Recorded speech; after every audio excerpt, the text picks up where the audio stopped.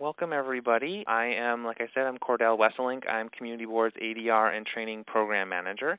I am pleased to welcome you to Community Board's first teleconference with Joan Blades discussing her new initiative, Living Room Conversations. So without further ado, I'd like to introduce Joan Blades, co-founder of MoveOn.org and MomsRising.org. I will let her talk further about herself. We were lucky enough to have her come and do a workshop for our Peacemaker Awards last June, which was very well received. So I'm very glad to have her come back and do this little teleconference for us and talk about living room conversations. And I'm also excited about living room conversations because it's another way, a new way to kind of foster open dialogue in the community. And so, as you may know, Community Boards is all about fostering dialogue. So this is right up our alley. So I'm really excited to see how those who are already involved with Community Boards can maybe get involved with living room conversations and how we can kind of partner and work together to create more open dialogue about important issues, about maybe challenging issues out there in either political or personal arena. So that's why I'm excited about seeing how this works and how we can be involved as Community Boards members and community activists and participants in the San Francisco Bay Area. So without further ado, Joan, take it away. Thank you so much, and thank you to all the folks that have shown up, because I am really excited about Community Boards, because that desire to make the community work more smoothly and get people communicating is what's become really important to me. It was really fun to do the training in June and to get to talk about living room conversations, which are really a startup. And we had a pilot project for living room conversations in 2011 about energy climate, and last year we had early adapters, and now we really want it to get out into the world, and can think of no better people to be trying it out than people that are trained community board members. So I should first tell you what a living room conversation is. It's where two people, typically friends that have different viewpoints, each invite two friends to have a conversation about a given issue. And the most notable living room conversation that has happened thus far is a conversation I co-hosted with Mark Meckler, who is a co-founder of Tea Party Patriots, back in January of this year, and we co-hosted a conversation about crony capitalism. And it was just eye-opening in that this was the first time I met Mark, and certainly I'd met him on the phone, but I'd never met him in person.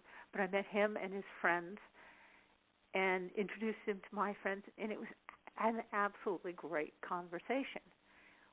And we know we have some profound differences about many things, but we found we had an awful lot in common also, and we found some very important areas where we would very much like to work together going forward, just from one conversation.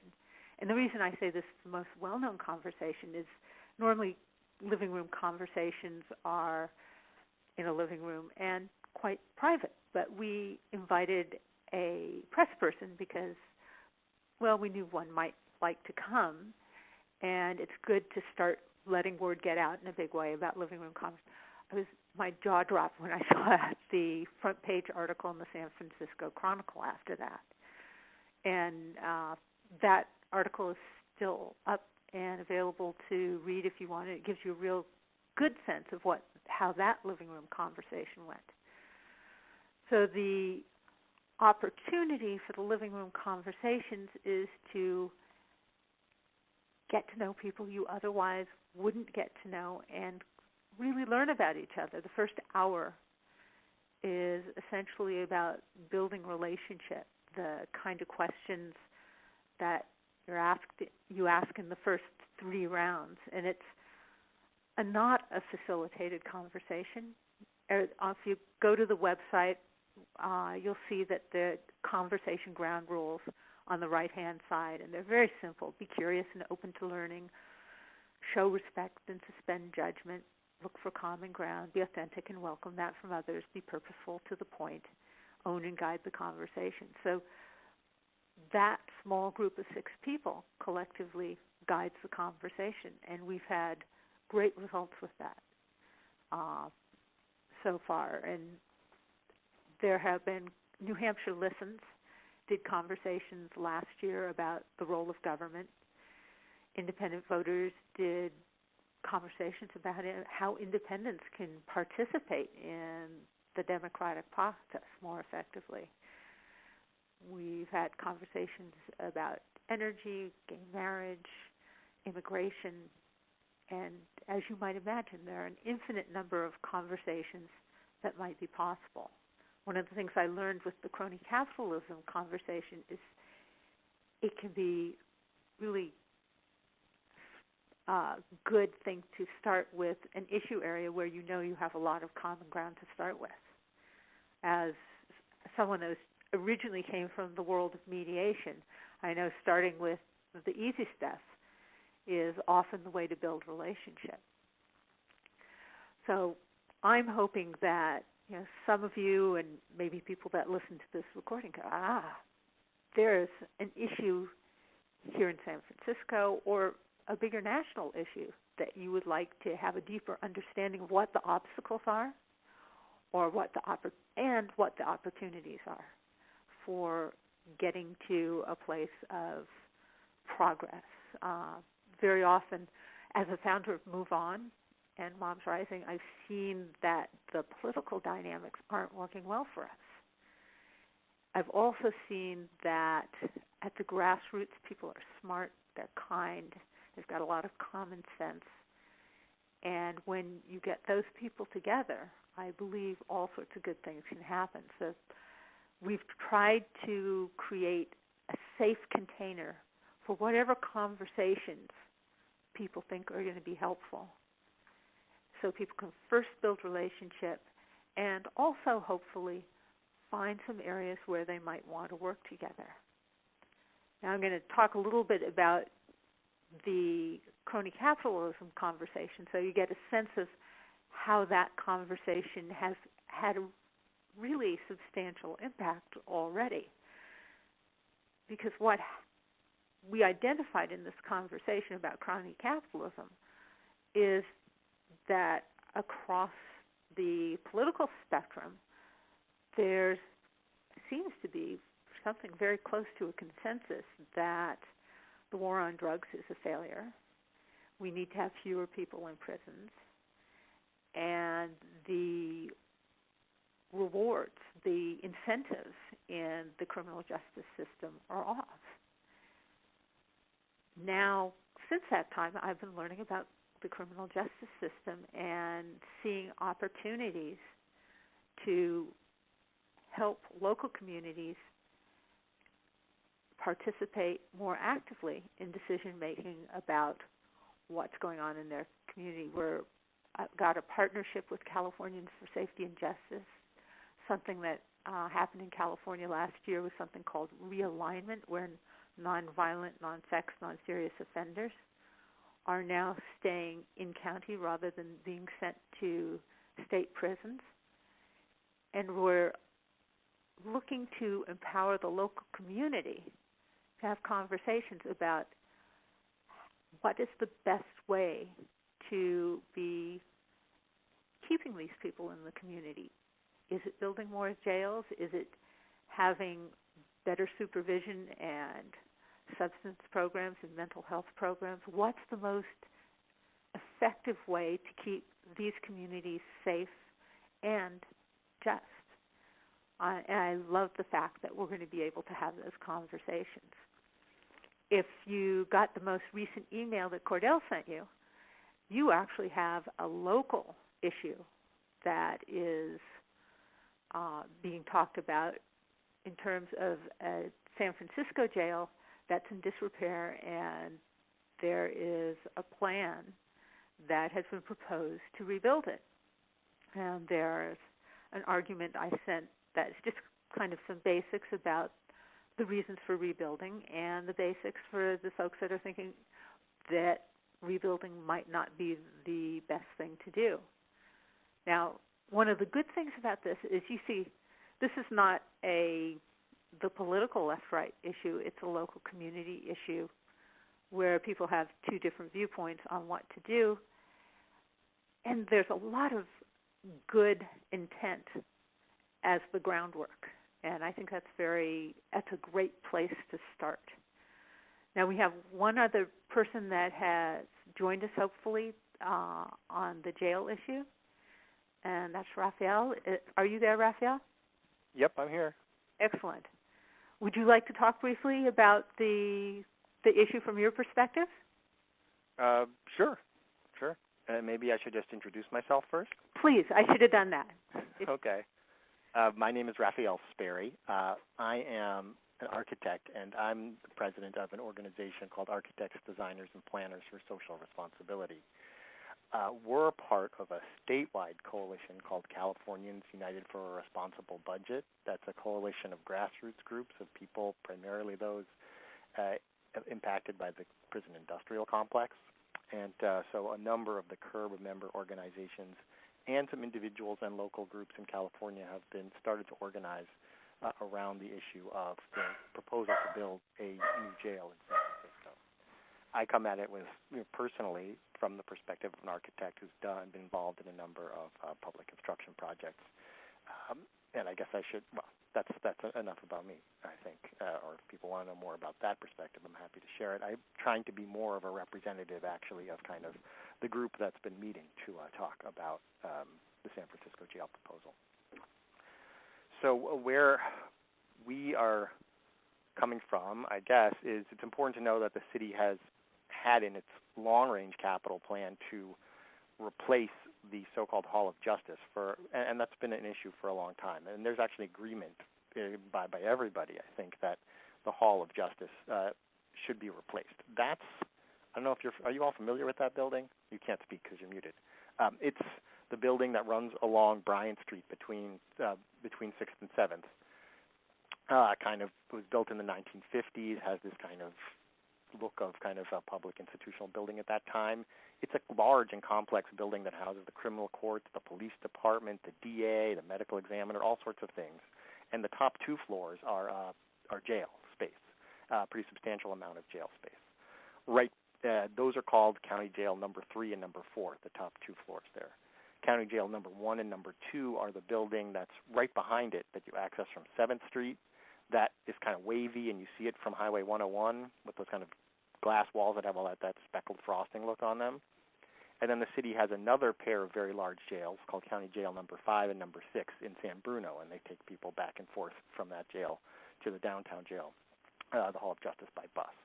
So there's an agreement that the Hall of Justice should be taken down, and over time the city has this long-term plan to build new facilities for each of the departments who are in there, and eventually they want to replace the criminal courts on that site. They have set the contention, perhaps, if you will, is that they've said that in the process what they want to do is put what they're calling a replacement jail, a new building for jailing people, on the corner of 6th and Bryant. And that came up this year because the Board of Supervisors, it hasn't gone to the board yet. They initiated the process of spending the money to acquire those parcels of land. So that was when it started to get some public attention. Because right now in the corner there, right next to the corner, there's a McDonald's, and the city would actually buy that and then use that as the site for this new jail. And the points, so that's kind of the plan. That they would build that new jail, then they would demolish the county jails number 3 and 4 on the rooftop of the Hall of Justice, and then over many years they would eventually demolish the rest of the Hall of Justice and put new pieces in. And the point that we've tried to make, and that we would like the city ultimately to consider and hopefully to approve, is that this is a good time for San Francisco to actually scale back the amount of people that it has in jail and really invest more seriously than we have, in the use of community alternatives that don't require incarceration. And I think we would say, and I think the sheriff even would probably agree with us, that actually San Francisco has been a real model of community alternatives to incarceration, and that we're good at it, and that we could do better. The sheriff himself has actually proposed. It's funny. I guess different people in the department maybe are doing different things. There's some proposals coming out of their department to expand electronic monitoring by a large amount, which is one way that people are allowed to be outside of jail when they're still pending trial. And there are some issues with electronic monitoring, but certainly it's a lot less costly than keeping people in jail. And one of the arguments that we wanted people to consider is that when you look at the number of people who are in jail, the number of people who you project to be in jail in the future, if we actually used more alternatives, the need for replacing the space that we have isn't there.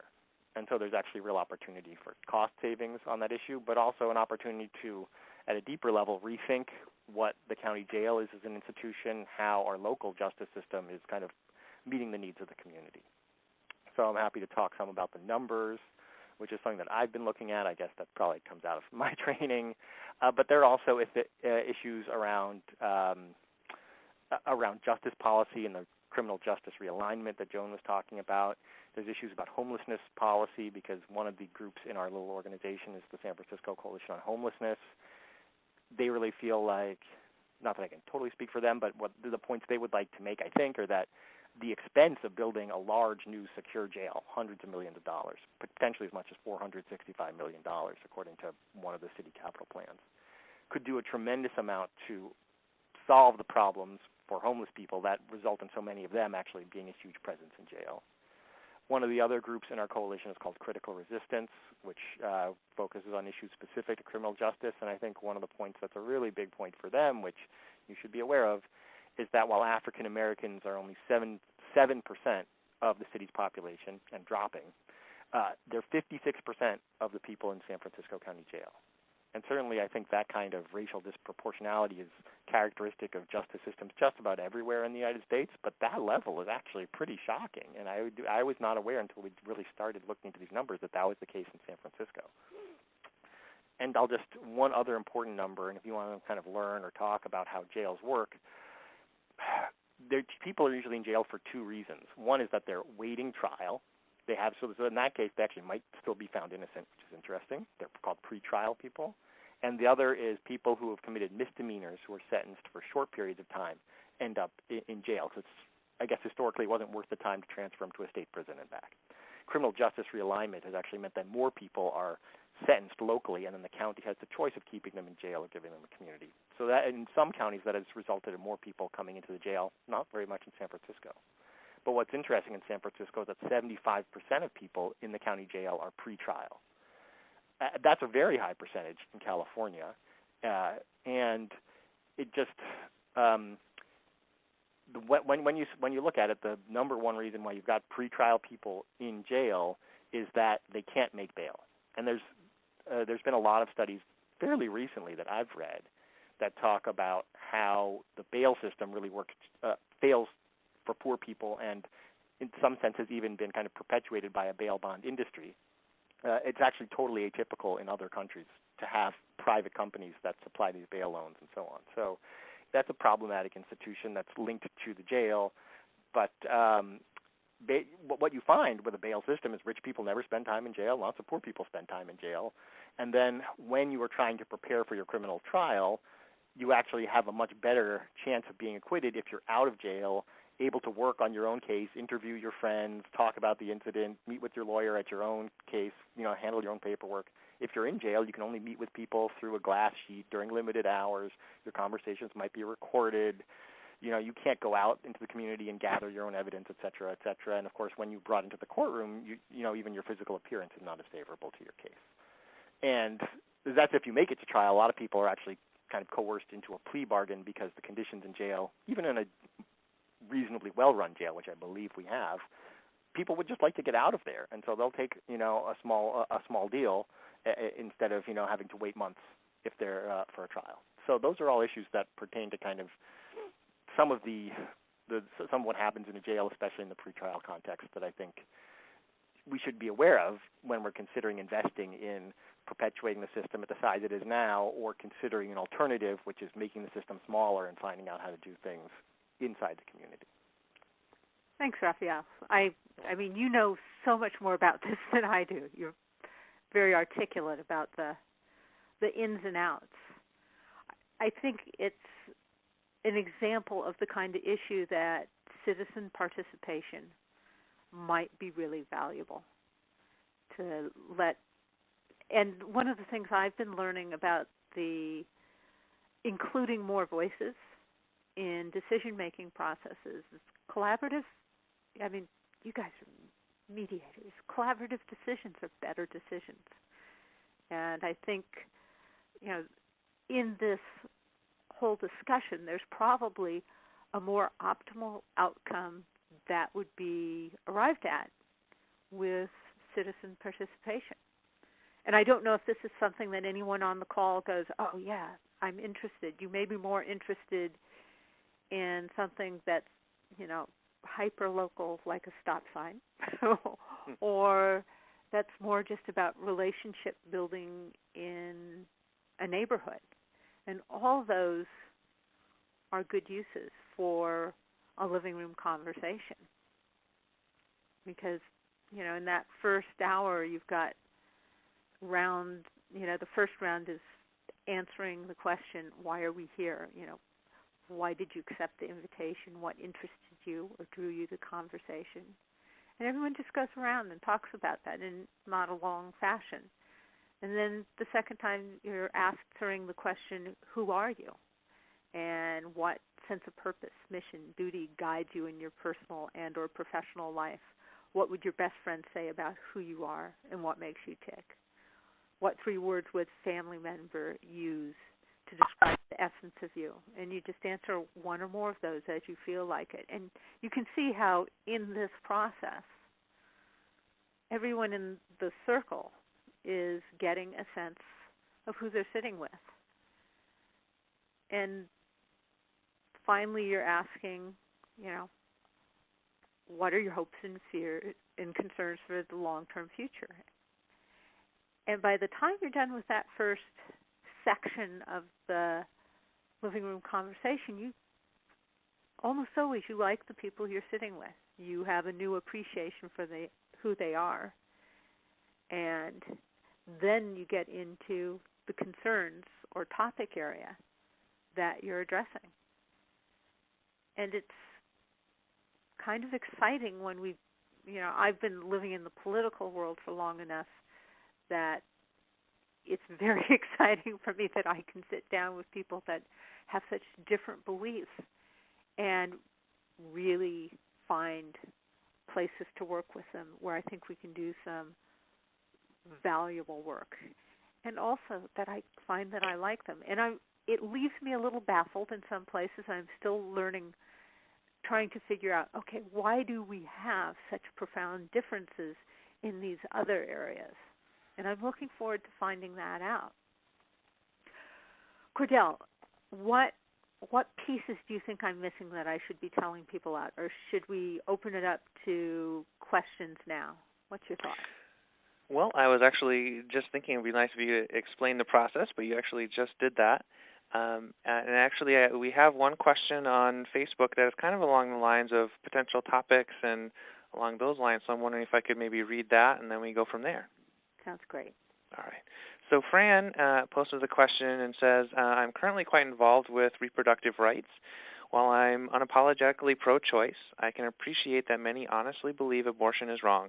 Do you think that there's a way to talk openly and courteously about this over-emotional and politicized topic? Yes. And I will add to that, Public Conversations Project is our fiscal sponsor, because when I say Living Room Conversations is a startup, we're not even our own C3 yet.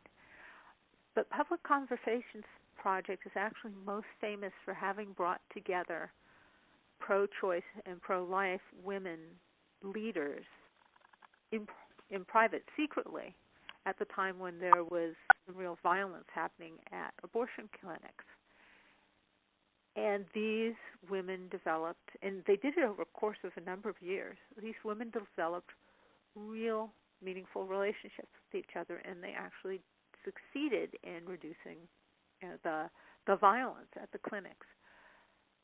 I can also say in that particular case, nobody changed their minds.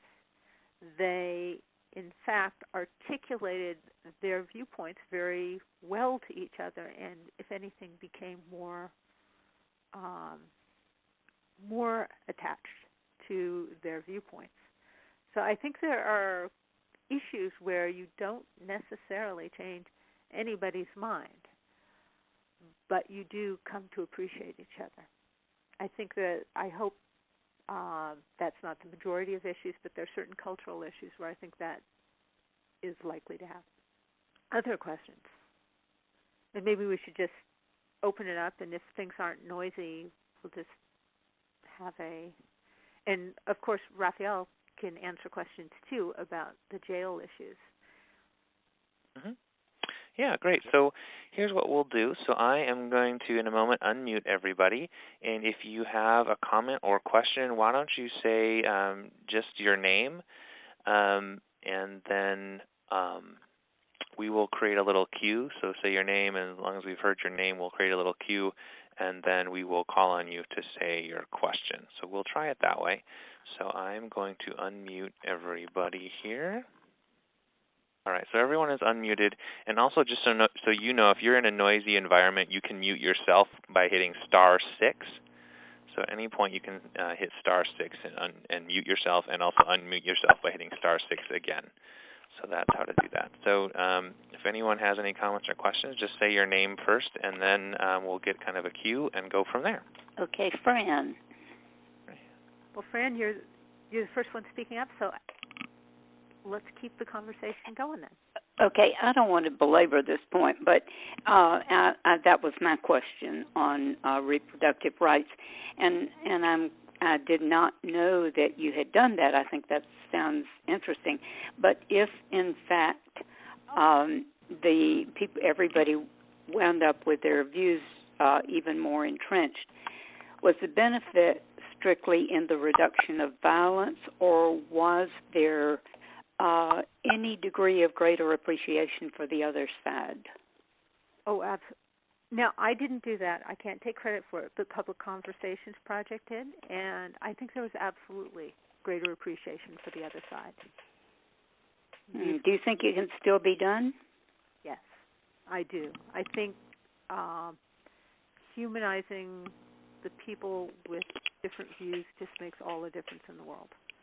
It doesn't necessarily change everybody's mind about the issue, but I find there are a number of people I've gotten to know and appreciate very much that I disagree with, and very adamantly disagree with, and that's something I can live with, and I will continue to try and hold those two things at the same time. Okay, thanks. Joan, is Public Conversations, is their website publicconversations.org? You know, I'm pretty sure it is. There's a link to it if you go to the people part of the Living Room Conversations website. Uh-huh. The website has up at the top home, host. If you go to host, it has all the materials you need for a conversation. And you'll find their generic materials so that you have an invitation and the rounds, and then you just put in your issue or some of the issues that have already been done. We've got the issue frames such as crony capitalism and some materials there that people may want to share. And if you go to the people part, you will find that Public Conversations is credited and a link to it further down. There's also a brief video there that describes the Living Room Conversations a little bit, and probably sufficient materials for if you want to just say, hey, do you want to co-host this with me? That's the other thing I feel like I should talk about. I live in Berkeley, and I find that very often people will say, well, I'm not sure I have any conservative friends. And I assure you this happens with conservatives, too. We have teased our communities apart quite a bit. And I ended up co-hosting a conversation with Mark Meckler because a friend of a friend decided I needed to meet the co-founder of the Tea Party. So even if you don't have a conservative friend, you probably can find one. And if you're conservative, you don't have a progressive friend, you can probably find one. Facebook was a place one of my friends found her conservative co-host, someone from high school, and they had a great, small class reunion that was, had the right and the left very well represented, and they loved it. I see it now. That's fascinating. I'm looking at the Public Conversations page. They're great. And just so everyone knows, I've posted links to both Living Room Conversations, the website, and the Public Conversations on our Facebook page on that same post where you can post the questions, so you can easily access them there. Oh, thank you. Other questions? So are there any other questions or comments? This is Ariel. I had a couple questions. Mm-hmm. Great. Go ahead. Okay. So you said you had materials to download from the host section on your website, so that might address. I was just wondering if Hour 2 had any sort of structure like Hour 1, but I guess we can download that from there. Absolutely. Okay. And then my second question, I was just wondering, let's say if folks were looking at starting a conversation on an issue like this jail issue, do you have a way of sort of assessing what you would need to do to begin the living room conversations and kind of extend them in order that they're sort of impactful on the decision-making process or the culture or the community around that issue? That's a great question. And as an early adapter, you'd be helping us figure this out.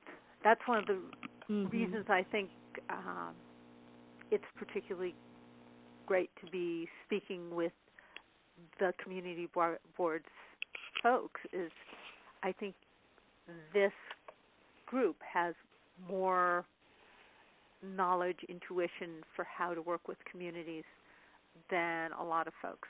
This is an open source project, meaning anyone can use these materials for however it works for them. We've suggested ways to use them. I've already seen them used for mental health conversations, and the mental health conversation was done in Contra Costa County and has been revised and made better, but it was between mental health providers, patients, and their families. So, those are different viewpoints, and it was 3 different viewpoints. And it was a valuable conversation and can be made even more valuable. So it's an exploration that we are doing with other co-creators. I mean, I'm a co-founder, really a co-creator of the Living Room Conversations. And I'm hoping that ultimately we will have hundreds and thousands of co-creators that are feeding back in. Well, we did it this way, and this worked really well, so that we can share what worked well, improve things. When things don't work well, share that too, because that's learning as well. And how we move from having a consensus of some sort to action, I think it's going to depend a great deal upon what issue we're talking about. Anyway, is that a sufficient answer, or is there more that would be helpful? No, that is really interesting, and it sounds fascinating what Contra Costa did with it too. Sounds like it's sort of the early stages, and it can really grow in a lot of different directions. It's kind of exciting. Yeah, I believe it can, and I think one of the challenges for us is going to be creating an ever more responsive website where people can start mentoring each other, and we can really start building community online as well as offline. Mm-hmm. And the website isn't there yet. We have a place to give feedback and share and blog, but it's not enough yet. Mm-hmm. But it's in process, and hopefully we will be able to provide more and more online community to complement what's happening offline, in person. Yeah, great. Great. So I heard Michaela. Do you have a question? Cordell, this is Michaela. I do. All right. Go ahead. I'd like to ask Raphael about the process for dealing with the jail issues in San Francisco and where you are in the public approval process, et cetera, et cetera. Well, let's see. So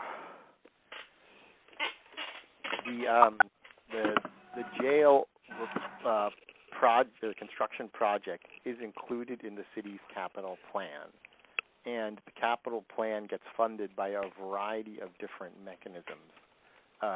Some projects are financed by voter-approved bonds, which you might recall we voted on in the not-so-distant past, like the earthquake safety bond that's redoing fire stations and the firefighting water system and so on. There was a vote for a public safety building that was approved. That's a new police headquarters, and that's going to end police and fire stations for Mission Bay, that neighborhood. This jail project was not going to get a voter bond. It was going to get what's called certificates of participation, or sometimes lease revenue bonds, which means that the city could finance it without getting voter approval, which I personally find a little troubling because the state of California did a similar maneuver when voters stopped approving bonds for prison construction. The state created this alternative mechanism for building the same project that voters had said they didn't want. But that said, the funding mechanism is up to approval of the Board of Supervisors.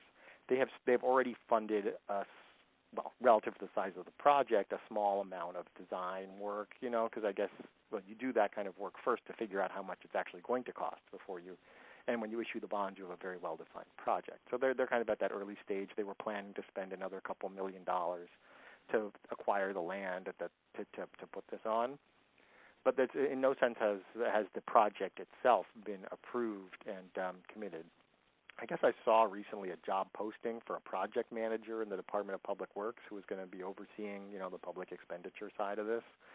So it's actually pretty early days, and I think it's probably a good time to raise this because I think, as more money's been spent and people, the construction industry, in my experience, they're pretty happy they love doing public work. They don't really care what it is.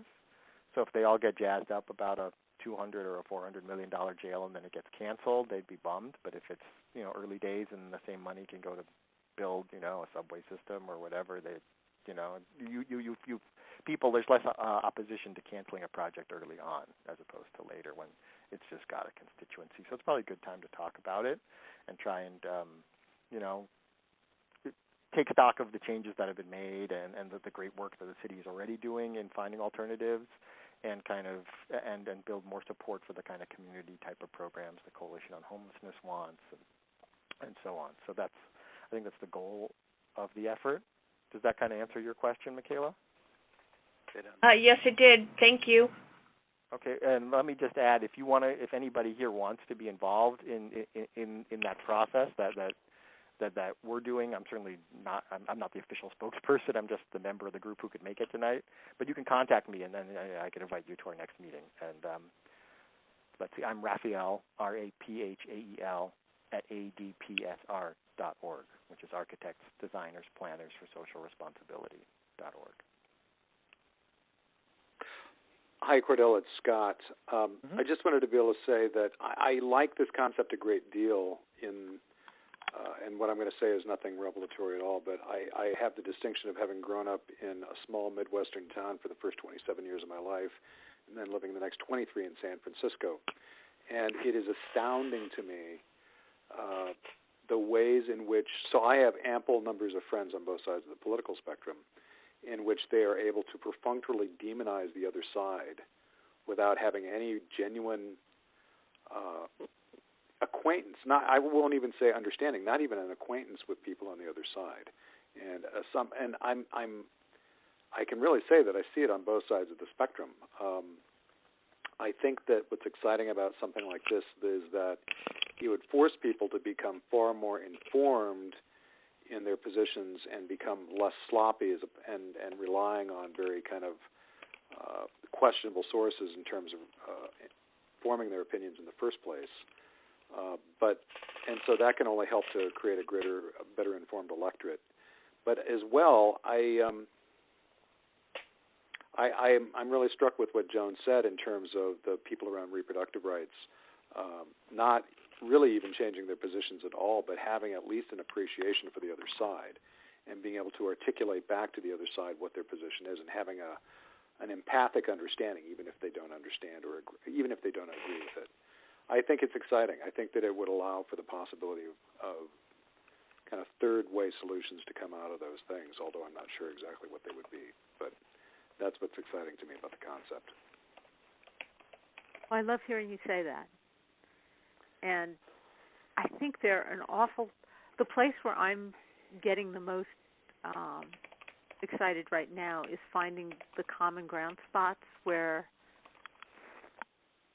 I see that, for example, in the issue of the war on drugs, here we have a unanimous agreement that it's not working, and yet I don't see change happening. And I'm wondering if we can actually step up in it with a unified voice. If we can't be effective in making change happen. That's my hope with that and many of the other issues that came up. We also agreed that something, the equivalent of Glass-Steagall, would be very appropriate to reinstate, because having the banks be able to essentially gamble with our money and reap the rewards when they win and have us insure them when they lose didn't make sense to anybody across the political spectrum. So there's low-hanging fruit that you would think we'd be able to make progress on. And I'm hopeful that, if we start building our relationships and finding ways to work together, we will figure this out. And I think that also ties in with community boards as well, and that's one of our main focuses is how to build and kind of transform relationships. So that's another reason why I see this as a good little collaboration. So great. Are there any other comments or questions? Well, I'll ask a question then. We have, I think, about 10 people on the call. Mm-hmm. There's about there's 15 altogether, counting the three of us who me and Raphael. I'm wondering if I've done a good enough job describing this that a good chunk of you are thinking about doing a living room conversation, because I'm still learning how to express this in a way that's persuasive.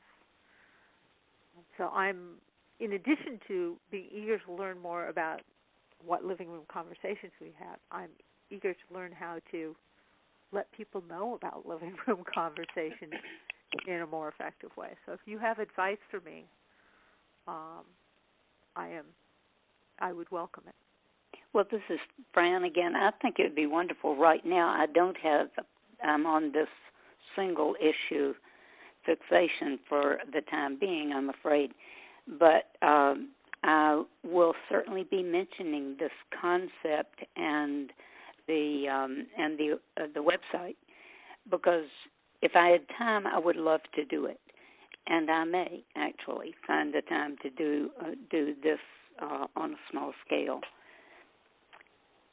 I think it's a marvelous concept and would love to be a part of it. I just, right now I'm just stuck on reproductive rights, but that argument's going to be around for a long time.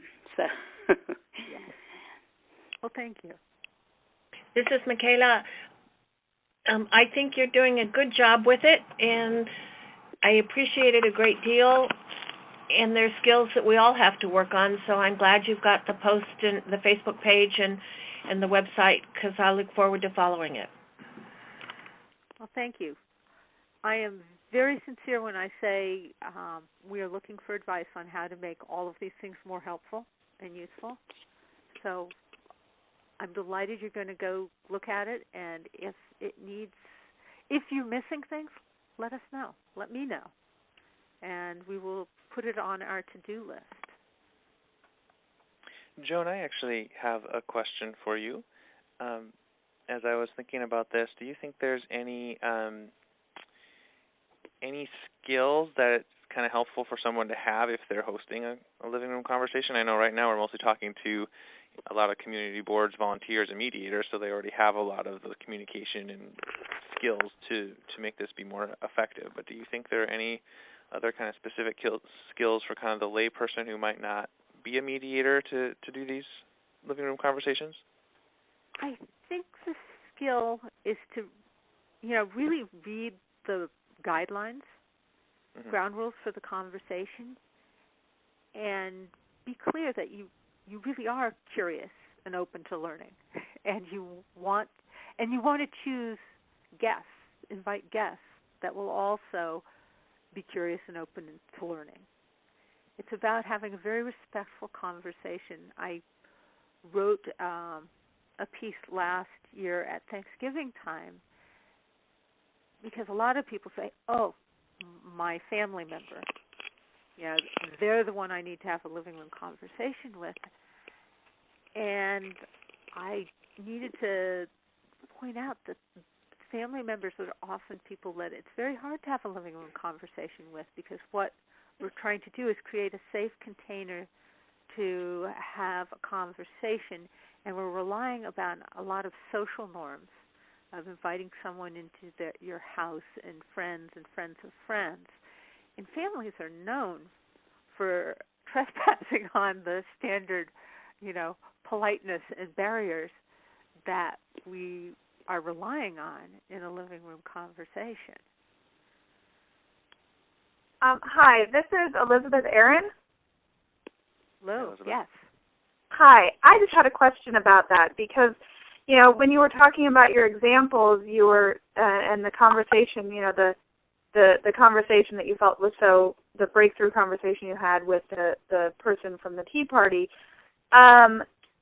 I was thinking these are people who are not good friends. Like, I just still worry as I look at this, and I think people would worry about this, in that you kind of draw a line with certain friends and acquaintances about politics or certain subjects, and how you get beyond the fear that this conversation will adversely impact the friendship. Well,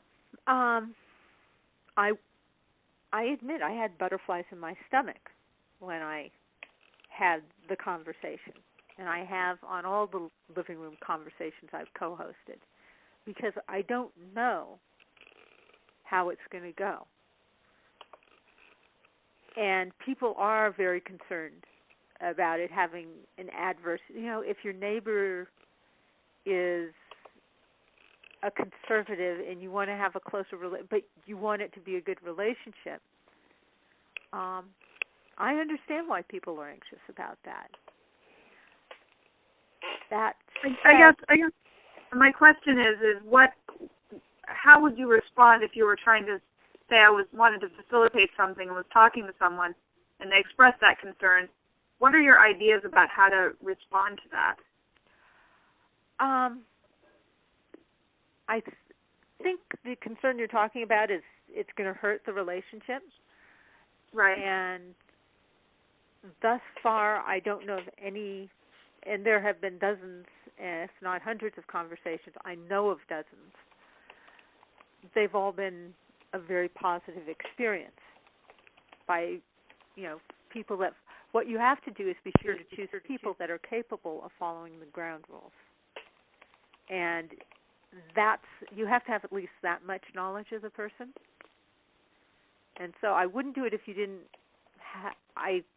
when I agreed to co-host with Mark, I had quite a few conversations with him on the phone. And we both recognized that we were coming from remarkably different spaces in many areas. And because of that, I think we purposely chose an area where we knew we'd find quite a bit of common ground. And that was a good choice for us. Okay. Thank you. You're welcome. This is Joan. This is Raphael, and I just thought I'd let you in or share something. Some of the other work that my organization does, which I lead, is a campaign to get architects to ban the design of spaces intended for execution chambers or solitary confinement. And later this fall, I'll be going to the convention of architects who do design prisons. And they've set aside some time for a conversation on the proposal that I'm bringing to them. Because what I'm asking for is our professional association to put this into their code of ethics, so that it would be actually a binding rule on members of the AIA, American Institute of Architects. And what you've said makes me think that that's a difficult conversation that I'm planning on having, and actually appreciated learning about the guidelines, and I'm going to read them over before I get there. I have had some of those conversations before, and I've certainly learned a lot from people who do the kind of design work that I've actually criticized in public. So it's difficult, but definitely a learning experience. Well, I hope you get a chance to try them. A conversation about this, maybe beforehand, it might be really helpful in terms of how to approach the presentation. I'd love to hear what happens if you do. Thanks. I'll do that. Thank you for being on, too. It was great having your expertise. My pleasure. My pleasure. I imagine there's a space on your website to submit stories of living room conversations. Is that what you're doing? Yes, there's feedback is the place right now, and I think we're trying to make it more of a community space as time goes on, too. That's great. Also, if our volunteers at community boards do some living room conversations, we would love to hear about them, too. So let's keep an open channel. And that was Darlene White, our Executive Director, by the way. Well, thank you so much, Joan, for sharing the time with us and the hour with us, and Raphael, you as well. And thank you to everyone who participated this evening. It was wonderful to hear your comments and questions. And again, we look forward to hearing how it goes. If you try them out, let us know. Definitely let Joan know, and also keep us apprised at community boards. Feel free to post comments on our Facebook page of how it goes, or through the website. And we look forward to staying in touch. And again, thank you so much, Joan. Thank you.